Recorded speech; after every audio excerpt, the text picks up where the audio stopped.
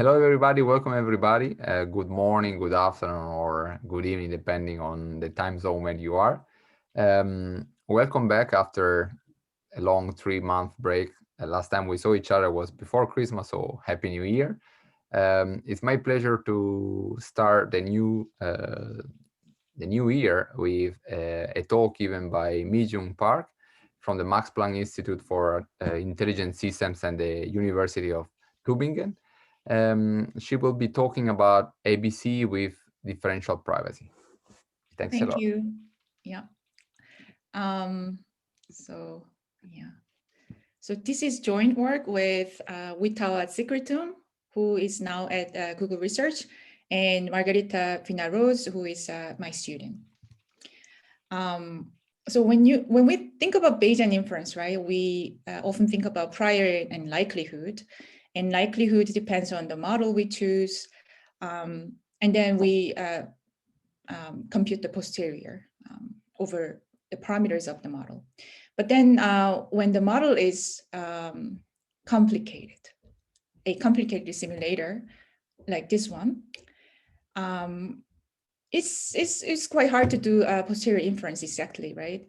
So in this case, given a data set, which I denote by Y star, evaluating the likelihood of the data given the model might be intractable. So, I mean, simply doing a maximum likelihood estimator might be challenging as well.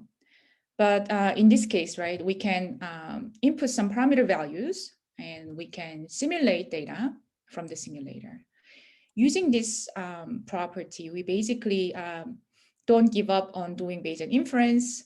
And this is the simple cartoon I adopted from Wikipedia, where it shows that you basically generate some prior samples, and then you run simulator given each of these values. And then we compare these simulated data with the actual data based on certain similarity metric. And here I denote this by mu. So the summary statistic of the actual observed data is denoted by mu, and mu I is basically the summary statistic of simulated data for each simulated data I. And when this is below certain threshold, here I use epsilon ABC because I will use epsilon for differential privacy later. So this threshold epsilon ABC, if it's below this, then we will take this samples and we treat them as posterior samples, right? So in this case, maybe these two can be selected. So in 1999, some of the smart people introduced this rejection ABC, which looks like this. So we repeat the following steps for t times. We first sample from the prior, and then we sample a data set, YT, from the simulator, given that prior value. And then we see whether this simulated data is similar to the true data Y star, if that distance is below certain threshold epsilon ABC, then tau t is 1. Tau t means this is a selection, so it's selected, and then we keep this corresponding prior sample as a posterior sample. And then if not, then we will reject that sample. And we repeat this thing until t is over, right? So in the end, we might have C number of posterior samples. So I know there are a lot of papers on this selection of distance. What distance metric makes sense to use? Well, it depends on the data and depends on the simulator. But as an example, one could think of L2 distance simply computed on the summary statistic of the data. But one might think, oh, it's aggregated data, so I mean, there's no privacy threat, but it's actually not true. And it is quite well known that in the privacy literature, publishing aggregated statistics is not safe. Because an adversary can combine the prior knowledge with this aggregated statistic to identify the individuals in the data set. So as an example, Johnson and Shmatikov in 2013 shows that statistics published as a result of genome-wide association studies can be used to identify individuals participated in the study. So you might have vague idea that, oh, okay, so maybe we should then consider privatizing summary statistics. But privatizing in what sense? So here the differential privacy definition comes in. In plain English, that differential privacy is the statistical science of trying to learn as much as possible about a group, the whole group. But at the same time, we want to learn as little as possible about any individual in it. I will explain this thing in this cartoon a little bit more. So suppose there is a data set D1 that has a lot of people's information. So here I assume that each person corresponds to each data point. So each row of the database, And then this data set D1 includes Alice's data, as well as all these people's data. And then we will run some randomized algorithm A, and then we will get an output like this, okay? And then we assume now there is a data set T2 that has exact same people's data, but now I will replace Alice's data with Bob's data. So we have one data point difference between D1 and D2. And then we will run the same algorithm, A, and then what we hope to get is somewhat similar to what we had before, So why? Because by looking at these two outputs of the algorithm, an adversary cannot distinguish whether Alice was in the data set or Bob was in the data set, more rigorously. So we are looking into this value called privacy loss. Privacy loss is defined by the probability, log probability ratio, where the first probability is the probability of an algorithm A given data set D1 outputting a specific output O. And then the second probability is the probability of the algorithm A given data set D2, where the data set D1 and D2 are neighboring, meaning that they have only one entry difference. And the probability is the algorithm given data set D2 outputting the exact same output O. When this is bounded by epsilon, where this bound should hold for all possible outputs of A, and all possible pairs of data sets. If this is bounded by epsilon, then we call this algorithm epsilon differentially private. And this privacy loss, this value basically tells us how well we can distinguish between two data sets. Is it clear so far? Okay, no answer. Okay, I will move on. And then, then how do we impose differential privacy on our machine learning algorithms or ABC algorithm? Well, what we do is we typically add randomness to the algorithm, and then randomness has to be well adjusted. So, for instance, the noise variance has to be proportional to something we call sensitivity of the algorithm. It's actually sensitivity of square, And then, so what is sensitivity? Sensitivity is basically defined by the following. So the maximum difference we can have in the output of the algorithm when we have one entry difference between these two data sets. So this is maximum over all pairs of data sets. That's the sensitivity. And then its noise variance is inversely proportional to the privacy loss we allow. So let's think about it. So if we have an algorithm that has a really high sensitivity, by changing one person's data point, if the algorithm changes a lot, right? The output changes a lot, then we have to add a lot of noise to compensate for that difference. And if we don't allow so much privacy loss, meaning that the epsilon will be small, then because it's inversely proportional to this noise standard deviation, we have to add a lot of noise to protect the individual's privacy.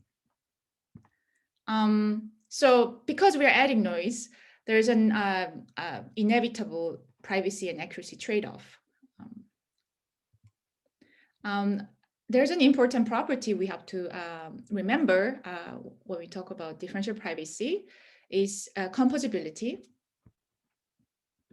So what it means is basically, suppose we have a data set which is privacy sensitive, and we run this two algorithms where each one provides epsilon1 DP guarantee and epsilon2 DP guarantee. Then the union of the output of these two algorithms is epsilon1 plus epsilon2 DP. So you can see that the epsilon, the privacy epsilon, increases as we access more the data, right? So linearly increasing. So this is called a linear composition. But there's a more advanced techniques like it's usually square roots of the number of access to the data and so on. There are more advanced techniques. But one thing we have to remember in this slide is basically, okay, the more we access the data, the worse the privacy guarantee gets. So there's a composability that we cannot ignore.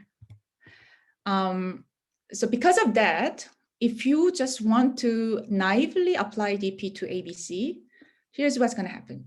So naively applying means I will first identify where data appears and then add noise to that value. So this is basically where we see the data Y star, right? So where we judge the similarity. But I mean, we will basically do this thing for T times, right? So in the end, what happened is the total privacy loss we will have will be proportional to the number of times we compute this distance.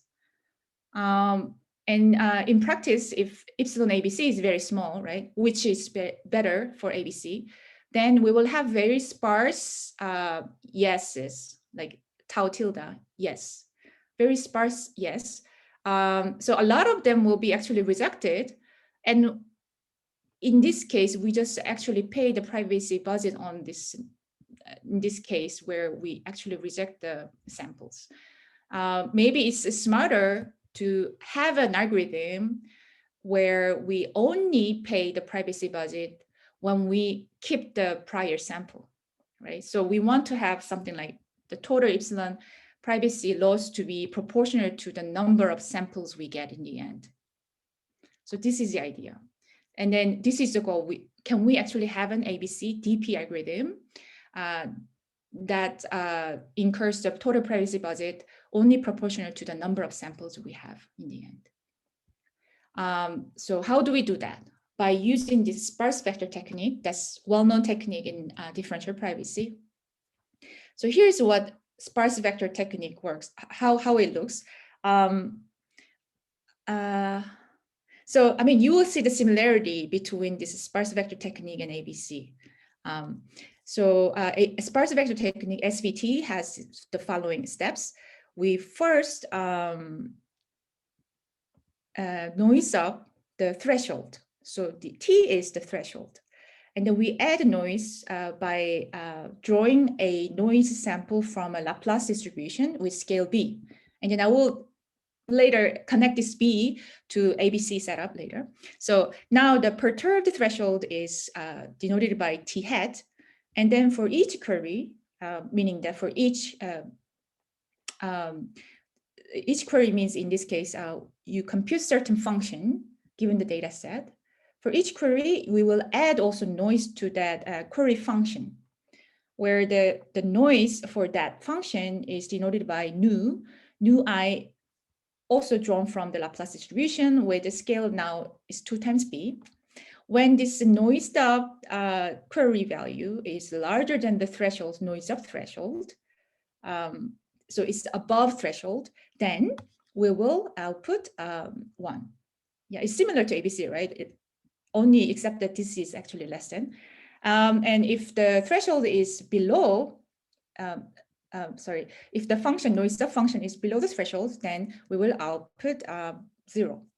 Okay, but what's interesting here is the following. So if we have this algorithm, and because they work on this proof in a very careful way, such that the privacy loss only incurs when the answer is 1. So basically this achieves what we want, right? So the total privacy loss will be proportional to the number of positive answers divided by B, where B is the noise scale, which is good. So then how does it look? ABCDP using sparse vector technique. To do that, we have a little bit of assumption that's maybe slightly deviating from the usual ABC setup. We assume that there are parameter and pseudo data pairs available, and this is publicly available. This is because, I mean, if the simulator is public, right, anybody can run this simulator. So, you know, this theta, given theta and producing YT has nothing to do with anybody's information or data. So we assume this is public information, and these pairs are available to anybody, including adversary. And then we also consider an option for this ABC, which will be clearer later in these steps. So I will explain what these are. So the requirement is observations Y star, which we all need in ABC as well.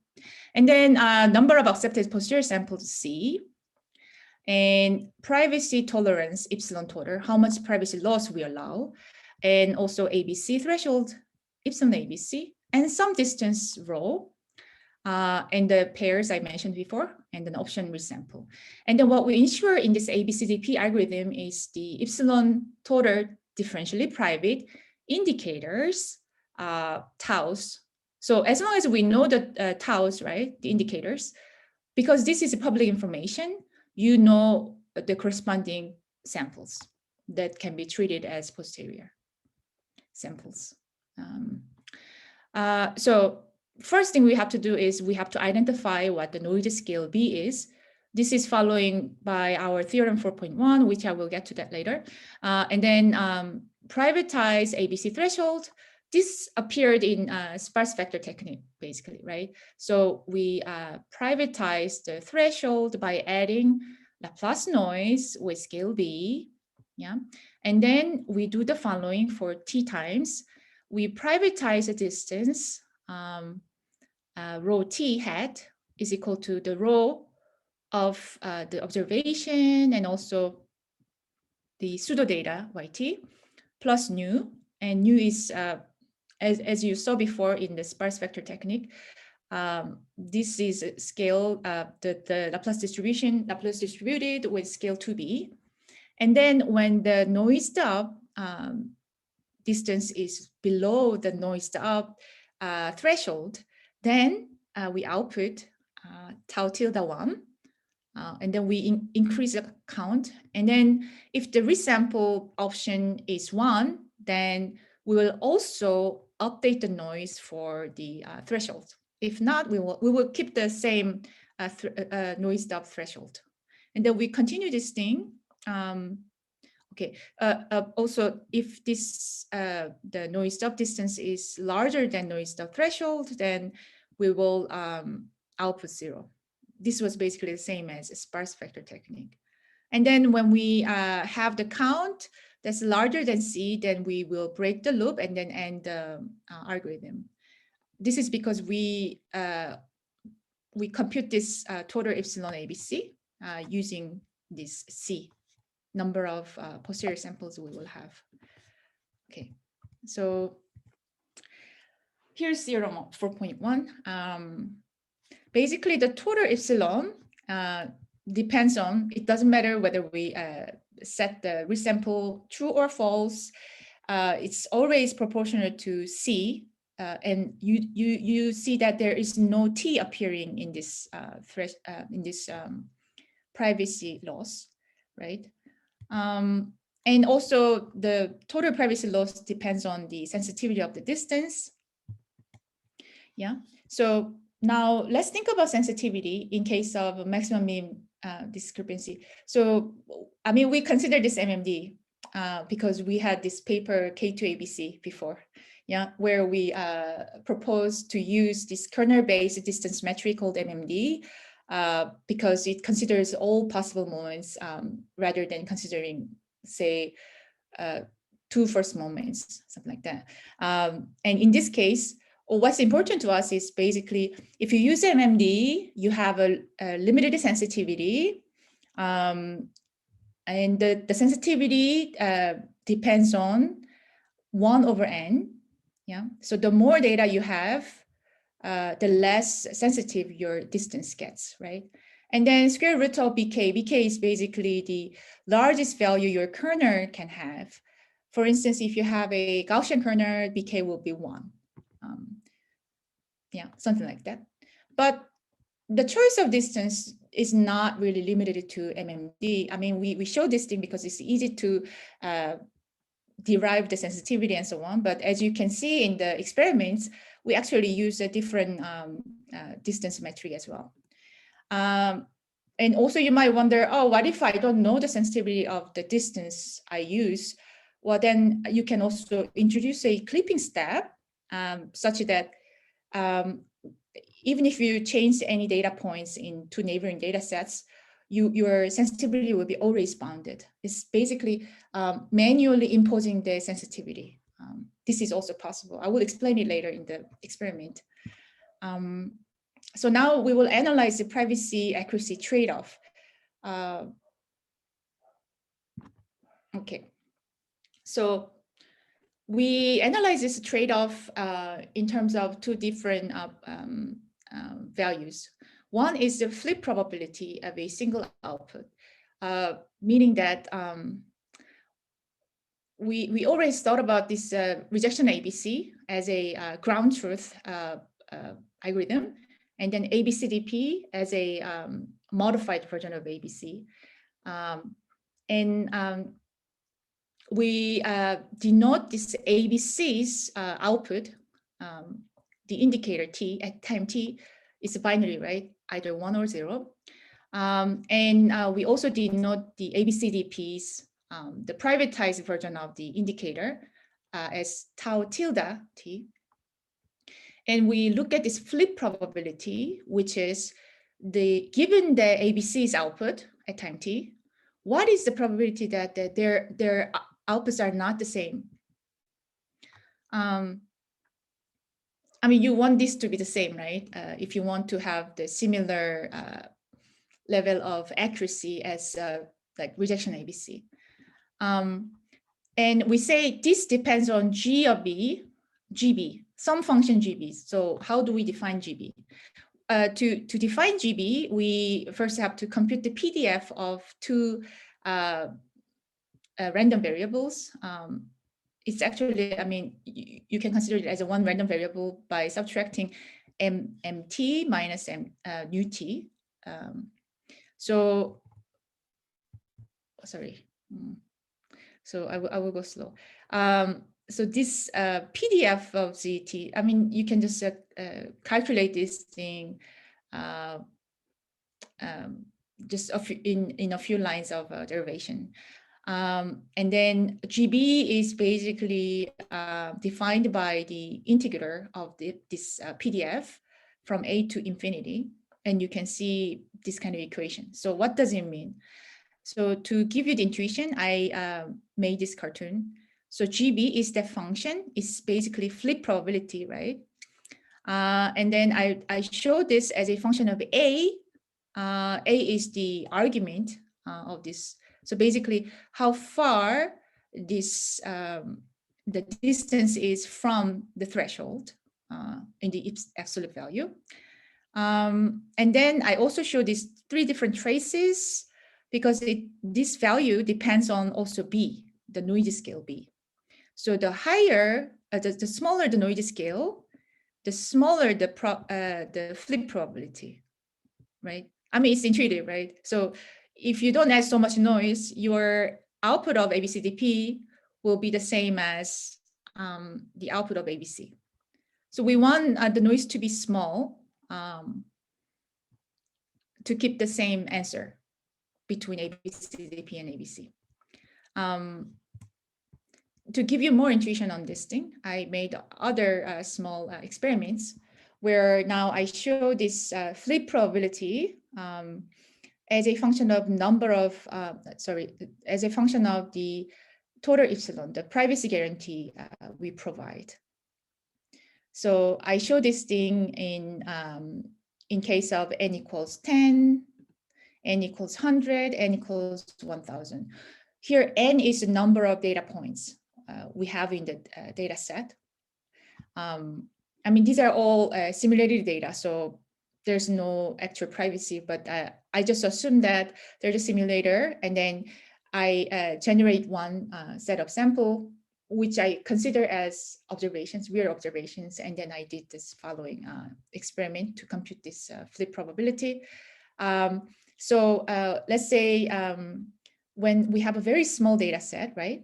And then when C equals 10, so we output only 10 samples. In this case, each time the probability that the output of ABC will be different from ABCDP goes down like this. But if you have more data points, right, as we saw before in this sensitivity of the distance, it scales with 1/n. So you will have a lesser and lesser sensitivity as we move from left to right. So you see the flip probability goes down a lot faster than this one when we have a very small data set. And then I also did the same experiment for the same n equals 10, 100, and 1000. But now I increased the number of samples, output samples, posterior samples we make. But here, because we actually output a lot of posterior samples, we have to pay more in terms of privacy, meaning that we add more noise. That means the flip probability will actually go down a lot slower than before, right?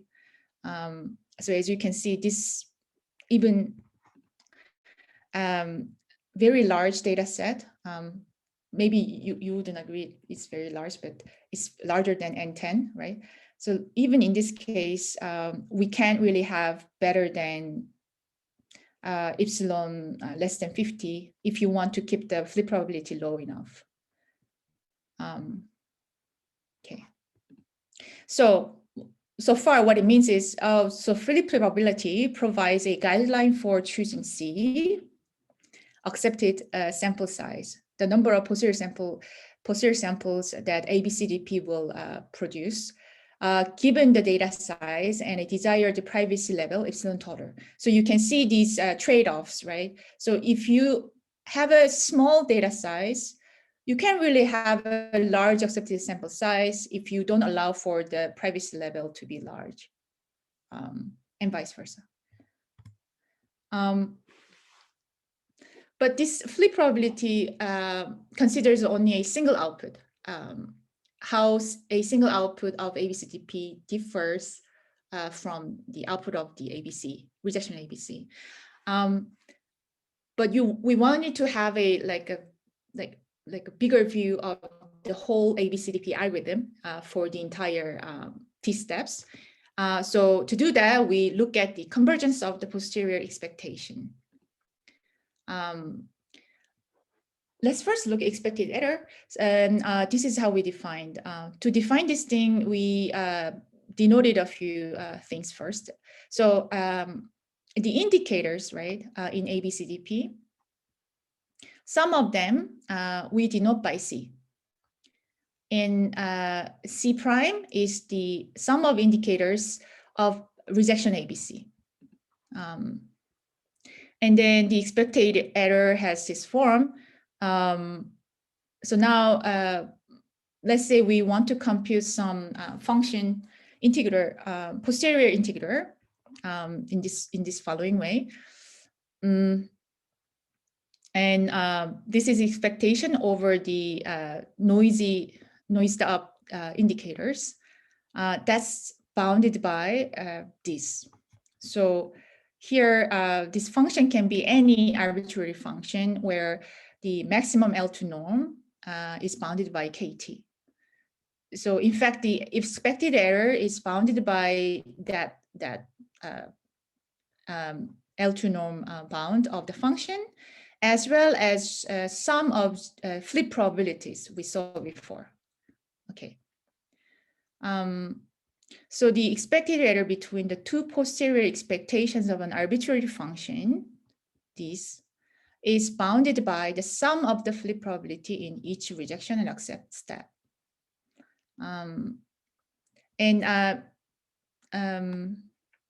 We can also see that the error, this error, so the whole sequence of outputs of ABCDP and ABC, and their corresponding posterior integers will be the same if we have infinite number of data.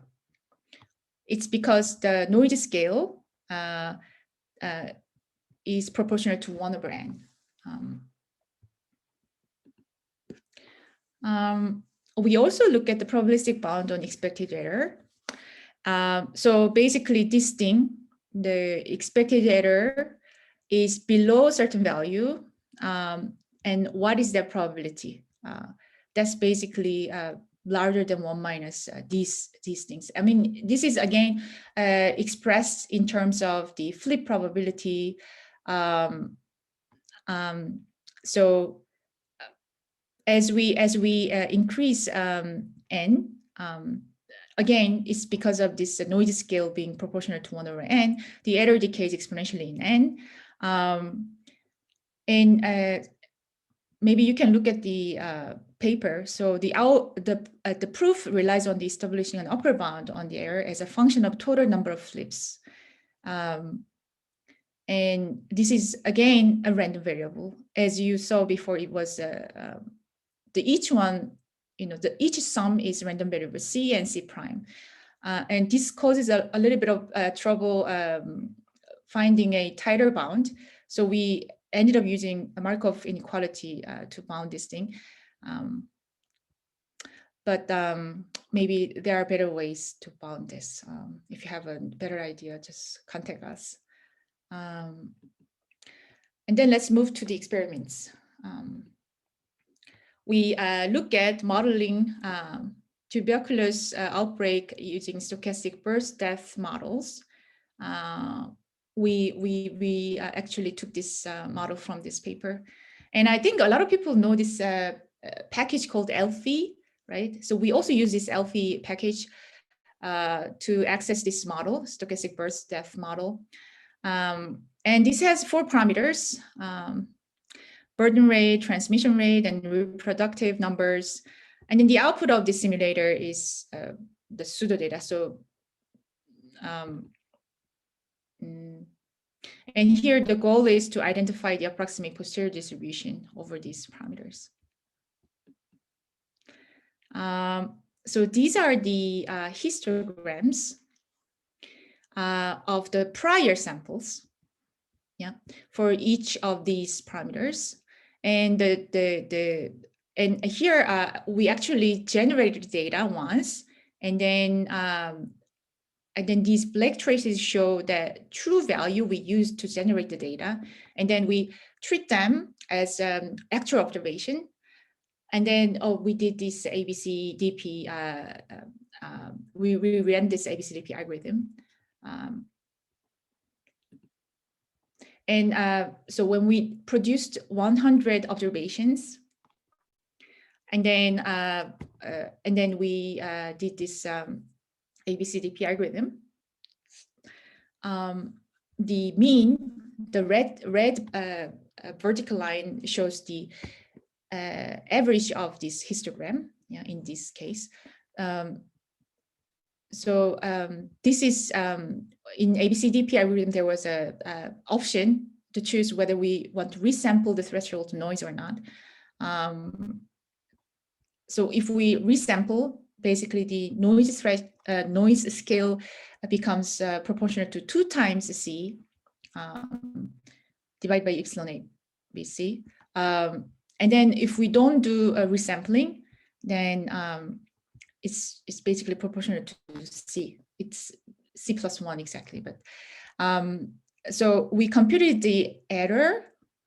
Error is basically L2 distance between the mean of the histogram and the true values we used.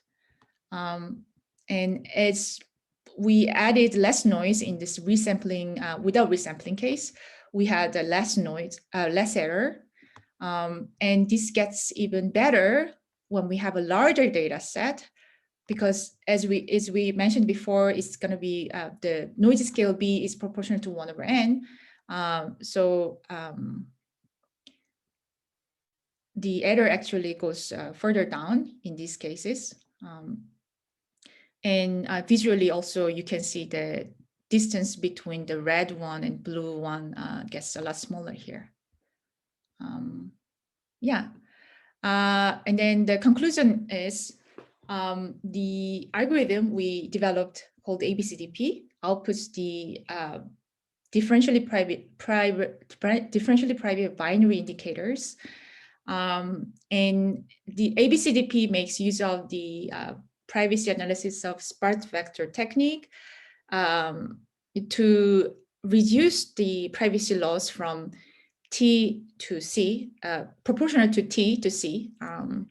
And we studied the privacy accuracy trade-off of ABCDP in terms of the flip probability and also the expected error, the error on the posterior expectation. And thank you for your attention.